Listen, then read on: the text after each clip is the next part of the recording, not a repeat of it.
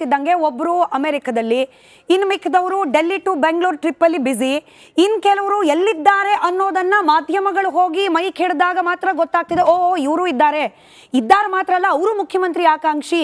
ಸಿದ್ದರಾಮಯ್ಯನವರು ಇದನ್ನೆಲ್ಲ ಗಮನಿಸಿ ಏನೋ ಆಗ್ತಿದೆ ಅನ್ನೋಷ್ಟೊತ್ತಿಗೆ ಹೈಕಮಾಂಡ್ಗೆ ರಾಹುಲ್ ಗಾಂಧಿ ಅವರಿಗೆ ಪ್ರತ್ಯೇಕವಾಗಿ, ಮಲ್ಲಿಕಾರ್ಜುನ್ ಖರ್ಗೆ ಅವರಿಗೆ ಪ್ರತ್ಯೇಕವಾಗಿ ಎರಡೆರಡು ಪತ್ರ. ಸೊ ಎಲ್ಲೋ ಒಂದ್ ಕಡೆ ಔಟ್ ಆಫ್ ಕಂಟ್ರೋಲ್ ಹೋಗ್ತಿದ್ಯಾ ಅನ್ನೋ ಅನುಮಾನ ಸಿದ್ದರಾಮಯ್ಯನವರಿಗೆ ಬಂದು ಇವತ್ತು ರಿಯಾಕ್ಟ್ ಮಾಡಿದ್ರ? ಹೌದು, ತಾವು ಹೇಳಿದ್ದು ಸರಿ ಇದೆ ಖಂಡಿತವಾಗ್ಲೂ. ನೋಡಿ, ಇತ್ತೀಚೆಗೆ ಮೊನ್ನೆವರೆಗೂ ಕೂಡ ಸಿಎಂ ಬೆನ್ನಿಗೆ ನಿಂತಿದ್ದ ಕಾಂಗ್ರೆಸ್ ನಾಯಕರು, ಅಂದ್ರೆ ನಾವೇನು ಮೈಸೂರು ಚಲೋ ಕಾರ್ಯಕ್ರಮ ಮಾಡಿದ್ವಿ, ಅವಕಾಶ ಕೊಡ್ಲಿಲ್ಲ ಸದನದಲ್ಲಿ ಚರ್ಚೆ ಮಾಡೋದಕ್ಕೆ ಮೂಢ ಹಗರಣ ಬಗ್ಗೆ. ನಾವು ಮೈಸೂರು ಚಲೋ ಪಾದಯಾತ್ರೆ ಕಾರ್ಯಕ್ರಮ ಮುನ್ನ ಇವ್ರೇನ್ ಮಾಡಿದ್ರು, ಒಂದಿನ ಮುನ್ನ ಜನಾಂದೋಲನ ಕಾರ್ಯಕ್ರಮ ಮಾಡಿ ಸಿಎಂ ಬೆನ್ನಿಗೆ ಎಲ್ಲರೂ ನಿಂತಿದ್ರು. ತದನಂತರ ಏನಾಯ್ತು, ಒಂದು ಮಂತ್ರಿ ಪರಿಷತ್ನ ಒಂದು ಇದು ಮಾಡಿ, ಅಂದ್ರೆ ಕ್ಯಾಬಿನೆಟ್ ಇದು ಅಂತ ಹೇಳ್ತಾ ಇದ್ದಾರೆ, ರಾಜ್ಯಪಾಲರಿಗೆ ಒಂದು ಪತ್ರ ಕೂಡ ಕೊಡ್ತಾರೆ ಸಿಎಂ ಪರವಾಗಿ, ಅಂದ್ರೆ ತನಿಖೆಗೆ ಆದೇಶ ಮಾಡಬೇಡಿ ಅಂತ. ಅಂದ್ರೆ ಅಲ್ಲಿ ಅವತ್ತು ಮುಖ್ಯಮಂತ್ರಿಗಳು ಇರೋದಿಲ್ಲ, ಅದು ಒಂದು. ನಂತರ ರಾಜಭವನ ಚಲೋ ಕೂಡ ಮಾಡ್ತಾರೆ. ಈ ರೀತಿ ಅಂದ್ರೆ ಸುಮಾರು ಸರ್ಕಾರ ವರ್ಸಸ್ ರಾಜಭವನ ಅಥವಾ ರಾಜ್ಯಪಾಲರು ಅನ್ನೋ ರೀತಿನೇ ಇದು ಬಿಂಬಿತ ಆಗಿತ್ತು. ಆದರೆ ಇತ್ತೀಚೆಗೆ ಒಂದು ವಾರದಿಂದ ನೋಡ್ತಾ ಇದ್ರೆ ಸಿಎಂ ಕುರ್ಚಿಗೆ ಟವಲ್ ಹಾಕೋರೋ ಸಂಖ್ಯೆ 10ಕ್ಕೂ ಮೀರಿದೆ. ಈ ರೀತಿ ಆಗಿದೆ. ನಿನ್ನೆ ಕೂಡ ಡಿ ಕೆ ಶಿವಕುಮಾರ್ ಅವರು ಒಂದು ವಾರ ಏನು ಖಾಸಗಿ ಪ್ರವಾಸಕ್ಕೆ ಹೋಗಿದ್ದೀನಿ ಅಮೆರಿಕಾಗೆ ಅಂತ ಅವರೇ ಹೇಳ್ಕೊಂಡಿದ್ರು. ಆದರೆ ವಾಷಿಂಗ್ಟನ್ DC ನಲ್ಲಿ ನಿನ್ನೆ ರಾಹುಲ್ ಗಾಂಧಿ ಅವ್ರನ್ನ ಪತ್ನಿ ಸಮೇತ ಅವರು ಭೇಟಿ ಮಾಡಿರೋದನ್ನ ನಾವು ಮಾಧ್ಯಮಗಳ ಮೂಲಕ ಕೂಡ ನೋಡಿದ್ದೀವಿ. ಅಂದ್ರೆ ಕೆಲವರು ಇಲ್ಲಿ ಡೆಲ್ಲಿಗೆ ಹೋಗ್ತಾ ಇದ್ದಾರೆ, ಇನ್ನ ಕೆಲವರು ಅಮೆರಿಕಾದಲ್ಲಿ ಹೋಗಿ ಭೇಟಿ ಮಾಡ್ತಾ ಇದ್ದಾರೆ. ಅಂದ್ರೆ ಇದು ಎಲ್ಲನೂ ಕೂಡ ಕಾಂಗ್ರೆಸ್ಸಿನಲ್ಲಿ ಸರಿ ಇಲ್ಲ ಅನ್ನೋದು ತೋರಿಸ್ತಾ ಇದೆ. ಕರ್ನಾಟಕ ಜನತೆಯ ಮತದಾರರ ಒಂದು ವಿಶ್ವಾಸನ ಈಗಿನ ಸರ್ಕಾರ ಕೂಡ ಕಳ್ಕೊಂಡಿದೆ. ಅಲ್ಲಿರೋ ನಾಯಕರಿಗೂ ಕೂಡ ಆತ್ಮವಿಶ್ವಾಸ ಕಳ್ಕೊಂಡು ಇವತ್ತು ಸಿಎಂ ರೇಸಲ್ಲಿ ಎಲ್ಲರೂ ಕೂಡ ನಿಂತಿದ್ದಾರೆ.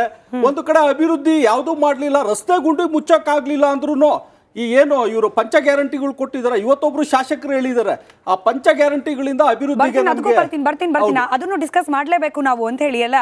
ಶಂಕರ್ ಶೆಟ್ಟಿ ಸರ್, ಈಗ ಎಲ್ಲವನ್ನ ಕೂಡ ಪ್ರತ್ಯೇಕವಾಗಿ ನೋಡುವಂತಹ ಘಟ್ಟ ಉಳಿದಿದ್ಯಾ ಅಂತಂದ್ರೆ ಈಗೇನು ಫೋಟೋ ನಾವು ಗಮನಿಸ್ತಾ ಇದ್ವಿ, ವೀರಣ್ಣ ಅವರು ಹೇಳಿದ್ರು, ಚಂದ್ರಶೇಖರ್ ಅವರು ಹೇಳಿದ್ರು, ಡಿ ಕೆ ಶಿವಕುಮಾರ್ ಅವರು ರಾಹುಲ್ ಗಾಂಧಿ ಅವರನ್ನ ಅಚಾನಕ್ ಆಗಿ ಅಮೆರಿಕದಲ್ಲಿ ಭೇಟಿ ಆಗ್ತಾರೆ.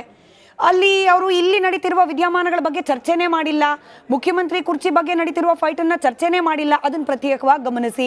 ಮತ್ತೊಂದ್ ಕಡೆ ಇಲ್ಲಿರುವ 9ಕ್ಕೂ ಅಧಿಕ ನಾಯಕರು ನಾನು ಸಿಎಂ ಅಂತಿರೋದು ಕೂಡ ಪ್ರತ್ಯೇಕ, ಅದಕ್ಕೂ ಇದಕ್ಕೂ ಕನೆಕ್ಷನ್ ಇಲ್ಲ. ಇವತ್ತು ಸಿದ್ದರಾಮಯ್ಯನವ್ರು ಬಂದು ಹೇಳ್ತಾರೆ ನಾನೇ ಸಿಎಂ ಅಂತ ಹೇಳಿ, ಅವ್ರು ಮಾಧ್ಯಮದವ್ರು ಪ್ರಶ್ನೆ ಕೇಳಿದ್ರು ಅದಕ್ಕೆ ಹೇಳಿದ್ರು ಎಲ್ಲವೂ ಕೂಡ ಪ್ರತ್ಯೇಕ ಅಂತ ಗಮನಿಸುವ ಹಂತದಲ್ಲಿ ಇನ್ನೂ ಉಳಿದಿದೆಯಾ? Are they not interconnected? ಈಗ ಫಸ್ಟ್ ಆಫ್ ಆಲ್ ನೋಡ್ಬೇಕು ನಾವು ಸಿಎಂ ಬದಲಾವಣೆ ಬಗ್ಗೆ ಒಂದು 2 ದಿನದಲ್ಲಿ ರಿಯಲ್ ಇಶ್ಯೂ ಬರೋದು. ನಾಳದಲ್ಲಿ ಕೋರ್ಟ್ ಜಡ್ಜ್ಮೆಂಟ್ ಬೆಲ್ ಬಂದ್ವಿ, real issue whether C M should resign or not ಅಂತಂದು ಬಂದೇ ಬರ್ತದೆ. ಈಗ ಅದಕ್ಕೆ ನಾಳೆ 12ಗೆ ಆರ್ಗ್ಯುಮೆಂಟ್ ಎಂಡ್ ಆಗ್ತದೆ, ಬೋತ್ ಆರ್ಗ್ಯುಮೆಂಟ್. ಇದನ್ನು 2 ಡೇಸಲ್ಲಿ ಜಡ್ಜ್ಮೆಂಟ್ ಬರ್ಬೋದು. ಒಂದು ವೇಳೆ ಜಡ್ಜ್ಮೆಂಟ್ ಸಿದ್ದರಾಮಯ್ಯ ಪರವಾಗಿ ಬಂದರೆ chapter closed, CM changing chapter has been closed. ಬೇರೆ ಸಿದ್ದರಾಮಯ್ಯನವ್ರ ಅಗೇನ್ಸ್ಟ್ ಹೋದರೆ ಏನಾಗ್ಬೋದು ಅಂತ ಒಂದು ಪ್ರಶ್ನೆ.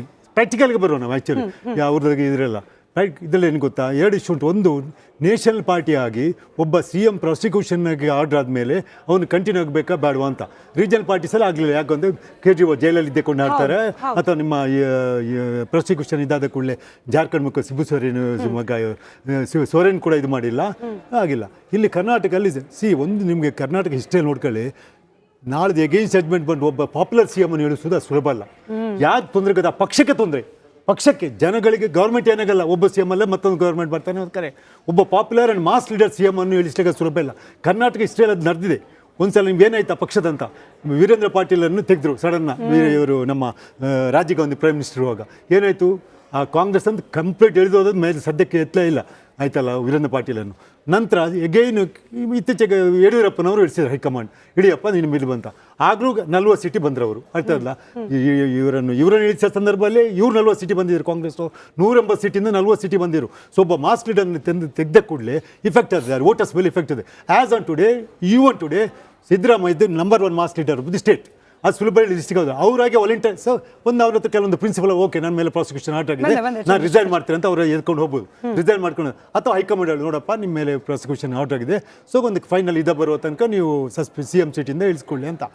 ಅದಕ್ಕೆ ಒಪ್ಪಿದ್ರೆ ಇವರು ಓಕೆ, ಅದರ ಫೋರ್ಸಿಬಲಿ ಇಳಿಸಿದ್ರೆ ಪಾರ್ಟಿ ಮೇಲೆ ಎಫೆಕ್ಟ್ ಆಗ್ತದೆ. ಸೊ ಅದರ ನೋಡ್ತಾರೆ.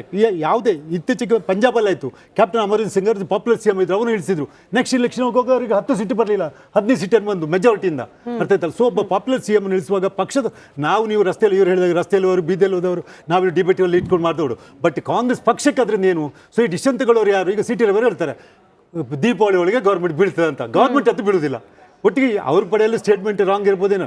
ಗೌರ್ಮೆಂಟ್ ಬೀಳಬೇಕಾದ್ರೆ ಕಾಂಗ್ರೆಸ್ ಗೌರ್ಮೆಂಟ್ ಬೀಳುದು, ಒಬ್ಬ ಲೀಡರ್ ಚೇಂಜ್ ಆಗ್ಬೋದು ಅಂತೇಳಿ. ಅದಕ್ಕೆ ಲೀಡರ್ ಚೇಂಜ್ ಆಗ್ಬೋದು, ಸ್ಟಿಲ್ ಇಟ್ ಈಸ್ ಡೌಟ್ಫುಲ್. ಆಗ್ಲೂಬಹುದು, ಆಗದೇ ಇರ್ಬೋದು. ಬಟ್ ಹೆಂಗೆ ಅಸುಲಭ ಪಕ್ಷದ ಮೇಲೆ ಇಫೆಕ್ಟ್ ಆಗೇ ಆಗ್ತದೆ. ಒಬ್ಬ ಮಾಸ್ ಲೀಡರ್ ನೀವು ತೆಗೆದ ಕೂಡಲೇ ಆ ಪಕ್ಷದ ವೋಟರ್ಸ್ ಇದಾರಲ್ಲ ಅವ್ರು ಬಿಟ್ಟು ಹೋಗ್ತಾರೆ. ಬಟ್ ಶಂಕರ್ ಶೆಟ್ಟಿ ಸರ್ ನೋಡಿ, ಹಿಂಗ್ ಆಗಿದ್ರೆ ಹಿಂಗಾಗತ್ತೆ ಅನ್ನೋದು ನೀವೇ ಹೇಳ್ದಾಗೆ ಸಿದ್ದರಾಮಯ್ಯನವ್ರನ್ನ ಕೆಳಗಿಳಿಸೋ ಪ್ರಯತ್ನ ಆದ್ರೆ ಪಾರ್ಟಿ ಡಿಸ್ಟರ್ಬ್ ಆಗುತ್ತೆ, ವೋಟರ್ಸ್ ಡಿಸ್ಟರ್ಬ್ ಆಗ್ತಾರೆ ಅನ್ನೋದು ಗೊತ್ತಿಲ್ಲದಲ್ಲೇ ಮಾತನಾಡ್ತಿರೋರೆಲ್ಲ ಯಾರು?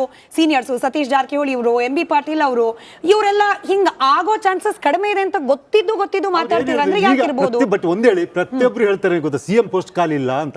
ಹೌದಲ್ವಾ? ಒಂದು ವೇಳೆ ಸಿಎಂ ಬದಲಾವಣೆ ನಾನು ಕಂಟೆಂಡರ್ ಅಂತ ಹೇಳ್ತಾ ಇರೋದವ್ರು. ಸಿಎಂ ಪೋಸ್ಟ್ ಈಗ ಖಾಲಿ ಇಲ್ಲ, ಒಂದು ವೇಳೆ ಸಿಎಂ, ನಾನು ಅದನ್ನ ಹೇಳ್ತಾ ಇದ್ದಲ್ಲ. ಒಂದು ವೇಳೆ ಅನುಮಾನ ಯಾಕೆ ಅನ್ನೋದೇ ಪ್ರಶ್ನೆ ಅಲ್ವಾ? ಒಂದು ವೇಳೆ ಅನುಮಾನ ಯಾಕೆ ಬರಬೇಕು? ನಾಳೆ ಅದು ಗವರ್ನೆನ್ಸ್ ಆರ್ಡರ್ ಉಂಟಲ್ಲ, ಪ್ರಾಸಿಕ್ಯೂಷನ್ ಇಸ್ ಅಪೀಲ್ಡ್ ಆದ್ರೆ ಕೋರ್ಟ್ ಅಲ್ಲಿ, ಆ ಒಂದು ವೇಳೆ ಪ್ರಶ್ನೆ ಬರ್ತದೆ. ಸಿದ್ದರಾಮಯ್ಯನವರ ಮಾತನ್ನ ಗಂಭೀರವಾಗಿ ಅವ್ರ ಪಕ್ಷದವರೇ ಪರಿಗಣಿಸ್ತಿದ್ದಾರಾ ಇಲ್ವಾ ಅನ್ನೋದು ಅನುಮಾನ. ಸಿದ್ದರಾಮಯ್ಯನವರು ಬೋಲ್ಡ್ ಆಗಿ ಹೇಳ್ಬಿಟ್ಟು no change of CM, I will continue ಅಂತ. ಬಟ್ ಆ ಬೋಲ್ಡ್ನೆಸ್ ಏನಾದ್ರೂ ಎಫೆಕ್ಟ್ ಆಗ್ಬೇಕಲ್ಲ ಸರ್. ಈಗ ಎರಡನೇ ಬ್ರೇಕಿಂಗ್ ನೋಡೋಣ. ಇವಾಗ ಎರಡೆರಡು ಪತ್ರ ಬರೆದ್ರು, ಹಿಂಗೆಲ್ಲ ಮಾತಾಡೋರಿಗೆ ಬ್ರೇಕ್ ಹಾಕಿ ಅಂತ ಹೇಳಿ ಹೈಕಮಾಂಡ್ ನಾಯಕರಿಗೆ. ಆದ್ಮೇಲೆ ಸುಮ್ನಾದ್ರ? ಆಗ್ಲಿಲ್ಲ. ಇದರ ಜೊತೆಗೆ ಹೈಕಮಾಂಡ್ ಕೂಡ ಸೂಚನೆ ಕೊಟ್ಟಿದೆಯಂತೆ ಮಾತಾಡಬೇಡಿ ಅಂತ ಹೇಳಿ. ಸುಮ್ನಾಗ್ತಾ ಇಲ್ಲ. ಶಾಮನೂರ್ ಶಿವಶಂಕರಪ್ಪನವರು ಅವರು ಹೇಳ್ತಿದ್ದಾರೆ. ಇದ್ರ ಜೊತೆಗೆ ಬಾಲಕೃಷ್ಣ ಅವರು ಅದು ವ್ಯಂಗ್ಯವಾಗಿ ಹೇಳಿದ್ರು ಕೂಡ ನಾನು ಆಗೋಕ್ ರೆಡಿ ಅಂತ ಹೇಳ್ಬಿಟ್ರು. ಬಿಜೆಪಿ ನಾಯಕರು ಸರ್, ಚಂದ್ರಶೇಖರ್ ಅವ್ರು ನೋಡ್ಬೇಕು, ಬಿಜೆಪಿ ನಾಯಕರು ಬೆಳಗಾವಿ ಭಾಗದವರು ಸತೀಶ್ ಜಾರಕಿಹೊಳಿ ಸಿಎಂ ಆಗಬೇಕು ಅಂತ ಅವರು ಒಪ್ಕೊಳ್ತಿದ್ದಾರೆ, ಅವರು ಮಾತಾಡ್ತಿದ್ದಾರೆ. ಅಲ್ಲಿಗೆಲ್ಲ ಇಂಟ್ರೆಸ್ಟಿಂಗ್ ಪಾಯಿಂಟ್ ಅಂದ್ರೆ ಅಲ್ಲ, ನನ್ನ ಪಾಯಿಂಟ್ ಏನ್ ಗೊತ್ತಾ, ಈ ಬ್ರೇಕಿಂಗ್ ಹಾಕೋದ್ರ ಪಾಯಿಂಟ್ ಇರೋದು, ಸಿದ್ದರಾಮಯ್ಯನವರು ಈ ಚರ್ಚೆಗೆ ಫುಲ್ ಸ್ಟಾಪ್ ಹಾಕ್ಬೇಕು ಅಂತ ಬೋಲ್ಡ್ ಆಗಿ ಹೇಳಿದ್ರು ಕೂಡ ಆ ಬೋಲ್ಡ್ನೆಸ್, ಆ ಸ್ಟ್ರಿಕ್ಟ್ನೆಸ್, ಆ ಖಡಕ್ನೆಸ್ ಗೆ ಬೆಲೆ ಸಿಗ್ತಿದ್ಯಾ? ಶಾಮನೂರ್ನವ್ರ ಬೈಟು, ಬಾಲಕೃಷ್ಣ ಅವ್ರ ಬೈಟು, ಅದ್ರ ಜೊತೆಗೆ ಬಿಜೆಪಿಯ ವಿಠಲ್ ಅಲ್ಗೇಕರ್ ಅವ್ರ ಬೈಟ್, ಮೂರನ್ನು ಪ್ಲೇ ಮಾಡಿ ಕೇಳಿಸ್ಕೊಂಡ್ಬಿಡೋಣ. ಈಗ ರಾಜಕೀಯದಾಗ ಜೂನಿಯರು ಸೀನಿಯರ್ ಪ್ರಶ್ನೆ ಬರೋದಿಲ್ಲ. ಹೈಕಮಾಂಡ್ನವ್ರು ಯಾರನ್ನ ಮನಸ್ಸು ಮಾಡ್ತಾರೋ ಅದು ಎರಡನೇದು. ಇರ್ತಕ್ಕಂಥ ಚುನಾವಣೆಯಲ್ಲಿ ಗೆದ್ದಿರ್ತಕ್ಕಂಥ ಶಾಸಕರು ಯಾರಿಗೆ ಬಹುಮತ ಕೊಡ್ತಾರೋ ಅವರಿಗೆ ನಮ್ಮ ಹೈಕಮಾಂಡರು ಎಸ್ ಅನ್ನೋದು ರೂಢಿ. ಅಂಥ ಪ್ರಸಂಗ ಬಂದರೆ ಕಂಟೆಸ್ಟ್ ಮಾಡ್ತಾನೆ. ನಾನು ಬಿಡೋದಿಲ್ಲ. ಹೇಳ್ಕೊಳ್ಳಿ ಬಿಡಿ, ಹೇಳ್ಕೊಳಕ್ಕೇನು. ಹೈಕಮಾಂಡ್ ಇದೆ, ಶಾಸಕರವರೇ ಅವ್ರು ತೀರ್ಮಾನ ಮಾಡ್ತಾರೆ. ನಾನು ಹೇಳ್ಕೊತೀನಪ್ಪ, ನಾನು ಮುಖ್ಯಮಂತ್ರಿ ಆಯ್ತೀನಿ, ನನಗೆ ಅವಕಾಶಕ್ಕೆ ನಾನು ಮುಖ್ಯಮಂತ್ರಿ ಆಯ್ತೀನಪ್ಪ, ಆಗ್ಬೇಕಲ್ಲ. ಹೇಳ್ಕೊಳ್ಳೋಕ್ಕೇನು ತಪ್ಪೇನಿಲ್ಲ. ಎಲ್ರಿಗೂ ಸ್ವಾತಂತ್ರ್ಯ ಇದೆ, ವಾಕ್ ಸ್ವಾತಂತ್ರ್ಯ ಇದೆ. ಎಲ್ಲರೂ ಹೇಳ್ಕೊಳ್ಳಿ, ಇರ್ತಕ್ಕಂಥ ಎಲ್ಲ ಮಂತ್ರಿಗಳು ಹೇಳ್ಕೊಳ್ಳಿ. ಅದಕ್ಕೆ ಅಂತಿಮವಾಗಿ ತೀರ್ಮಾನ ಮಾಡ್ತಕ್ಕಂಥದ್ದು ಹೈಕಮಾಂಡು ಮತ್ತು ಶಾಸಕರು. ಹೇಳ್ದವರೆಲ್ಲ ಮಾಡ್ಕೊಳಕ್ಕಾಗಲ್ಲ. ಅಂತಿಮವಾಗಿ ತೀರ್ಮಾನ ಮಾಡ್ಬೇಕಾದ್ರೆ ಶಾಸಕರುಗಳೇ ಮಾಡಬೇಕು. ಶಾಸಕರದ ಮೇಲ್ಗೆ ಯಾರ ಪರ ಇರ್ತದೆ? ನಾವು ಭಾಳ ಟೈಮ್ ಹೇಳಿದ್ರೆ ನಮ್ಮ ಜಿಲ್ಲಾ ಲೆವೆಲ್ ಯಾರು ಮಿನಿಸ್ಟರ್, ಚೀಫ್ ಮಿನಿಸ್ಟರ್ ಇದ್ರೆ ನಮಗೆ ಈ ಉತ್ತರ ಕರ್ನಾಟಕದಲ್ಲಿ ಚಲೋ ಆಗ್ತಾರೆ. ಪಕ್ಷ ಬಿಟ್ಟು ಇದು ಕೆಲಸ ಮಾಡ್ತಾರೆ. ಅದ ಕಾರಣ ನಮ್ಮ ಸಮೀಪ ಚೀಫ್ ಮಿನಿಸ್ಟರ್ ಆಗಿದ್ರೆ ಭಾಳ ಚಲೋ ಅದಾರ. ಮತ್ತು ಇವರು ಇವರು ರೇಸ್ನಲ್ಲಿ ಅದಾರ, ಇವರಿಗೆ ಸಿಗ್ಬೋದು ಅಂತ ಅನಿಸಿಕೆ.